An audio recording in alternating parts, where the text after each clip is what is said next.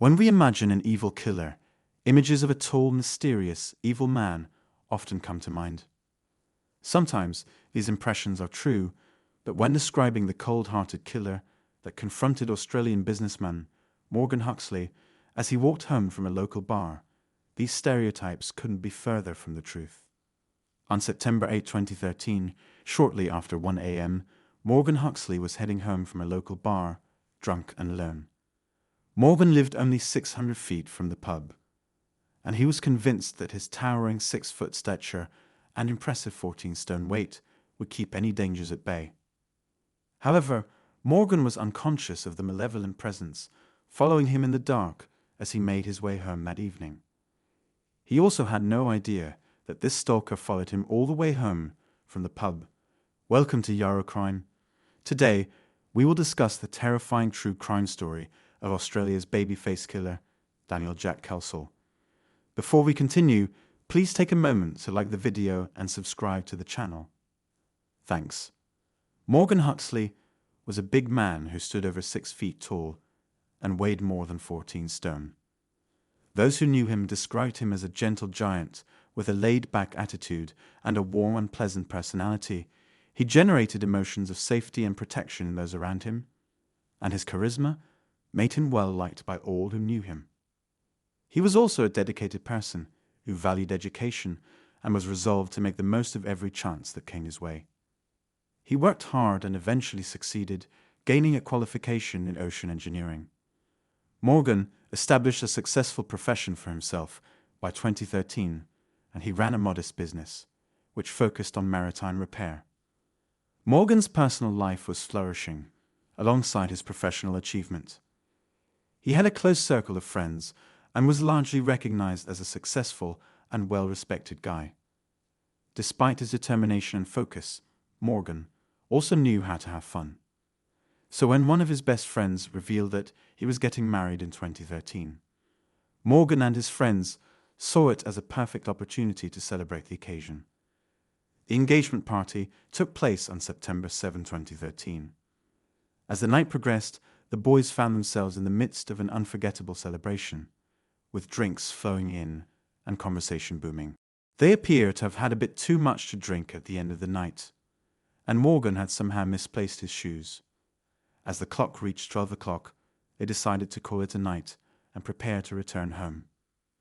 Morgan and a couple of his friends flagged down a taxi and made their way back to their houses in Neutral Bay, no doubt, still feeling the effects of the festive night out.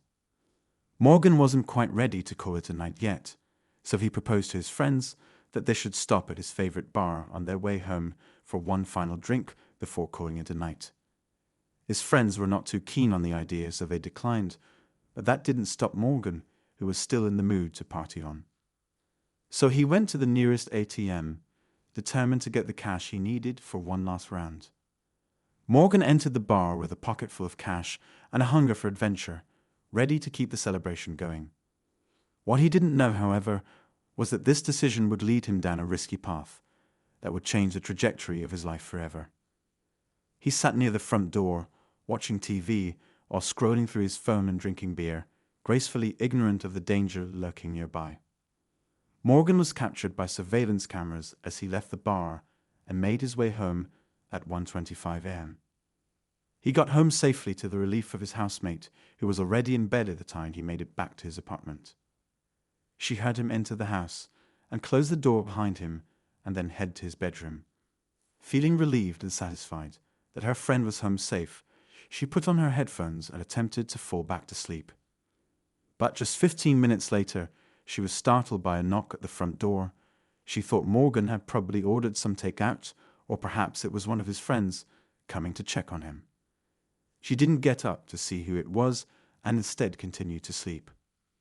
Around 2:30 a.m., Morgan's housemate was awoken again for the third time. However, the noise that was now coming from Morgan's room sounded very strange. She immediately became aware that something was seriously wrong. Slowly, she crawled out of her bed and made her way to Morgan's room, turning on the hallway light as she went. As she approached Morgan's bedroom, she was met by a horrible scene. Morgan was lying on the floor, covered in his own blood and barely alive, His breathing was uneven, and he was terrified and in pain. She quickly called for an ambulance, but it was too late, as he was pronounced dead at 3:30 a.m.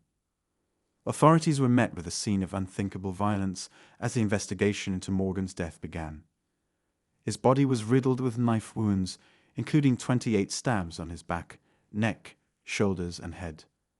The tip of the weapon used against him had become lodged in his skull, a haunting reminder of the brutal attack he had suffered. As detectives worked to piece together the events leading up to Morgan Huxley's death, they found a very crucial piece of evidence. Surveillance footage showed a young, skinny man running after Morgan as he left the bar. Police knew that there was a chance that this unknown man may have seen something, or may even have been connected to the crime. With no new leads in the case, investigators decided to focus their attention on the CCTV footage and try to hunt down the man in the video after about 2 weeks into their search for Morgan's killer. They noted the person was dressed in a catering outfit, implying that he worked as a cook in the neighborhood. In their search for information, they began asking locals if they recognized the man in the video. It was a long shot, but they hoped that someone might be able to assist them. As investigators were showing the images to people on the streets, a forester from the Sydney cooking school grew curious and asked to see the images. He told them that the guy in the chef's trousers was actually a colleague and that they worked together at the Sydney cooking school. The man was Daniel Jack Kelsall, and he was described as introverted, socially awkward, and somewhat of a nerd. Daniel appeared to be completely innocent by most people's standards. He was shy, loved playing video games, and was only attracted to other men. Daniel was born in the city of Wellington, New Zealand. Despite the fact that he was adopted at infancy, he appeared to live a privileged life.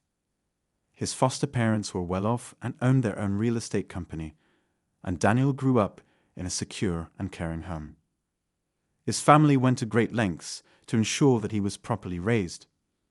This appeared to be evident by the fact that Daniel had never been in trouble with the law before. Despite Daniel evidently being the man on the CCTV footage, it was hard for anyone to believe that he could be the killer.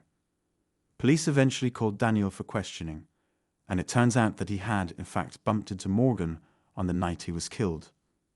However, this did not explain why he was seen running behind Morgan after he left the bar. Additional surveillance footage also appeared to show him waiting for Morgan from across the road, which also seemed to raise more questions. When officers wanted a sample of Daniel's DNA to match the one found at the scene, Daniel vehemently refused. However, with insufficient evidence linking Daniel to the crime scene, he was eventually allowed to return home. Only 2 days later, the lead detective received a call from Daniel himself, who revealed that he hadn't told the whole truth during their former conversation. They agreed to meet at a car park at Neutral Bay. The detectives sat in stunned silence as Daniel confessed to going to Morgan's house on the night of the murder. According to Daniel, he and Morgan had a chance encounter on the way home and stopped to talk. He claimed Morgan confided in him about the stress of work-related concerns, and he promised to listen. They returned to Morgan's house, and one thing led to another, and the two ended up having sex.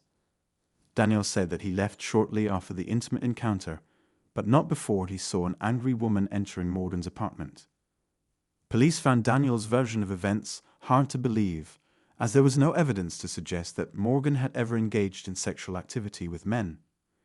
It was out of character.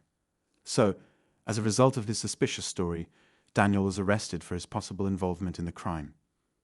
Further questioning commenced with investigators keen to collect DNA samples from Daniel. Investigators also noticed a strange-looking stain on Daniel's back during the interview. When they examined it, it turned out that the blood belonged to Morgan. Further examination also revealed Daniel's fingerprints on Morgan's bedroom door and his DNA on Morgan's body. Daniel was finally arrested on October 8, 2013 and charged with the murder of Morgan Huxley.